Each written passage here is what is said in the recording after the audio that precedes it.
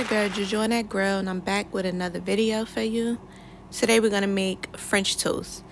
You're gonna start off by getting you some brioche bread from your local grocery store or wherever you shop. You're gonna need about 4 large eggs. Crack them bad boys in the measuring cup, in a bowl, wherever you want to make your French toast mixture. It's totally up to you. I'm cracking the eggs right now. As you can see, I got some heavy cream. I'm gonna use about 3 tablespoons of that. Pour that right onto the bowl.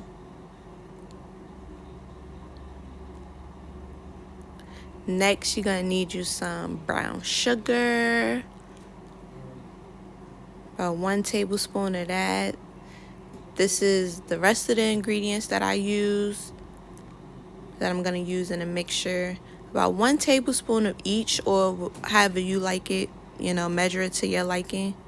It's all about your taste buds and what you like, so make it your own. I'm stirring it all up, and I'm gonna pour it into the egg mixture, and then I'm stirring it all together. Get you about a top full of vegetable oil and some butter. Drop it in a pan, in a frying pan where you're gonna make your French toast. Get that heated up, and then you start dipping your bread on both sides. Drop it into the pan. Cook it for about 2 to 3 minutes on each side. Right here, I'm just drizzling a little melted butter over the French toast. After it's finished, you could top yours off with whatever you like. I top mine off with some powdered sugar, a little bit of blueberries, raspberries,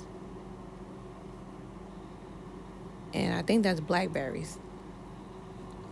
But I got me some fruit, and that's what I chose to top mine off with. But you could totally choose whatever fruit that you like. It's up to you. Make it your own. And I'm gonna top it off with some maple syrup, and breakfast is served. Make sure you like, comment, and subscribe, and I hope you guys enjoy it.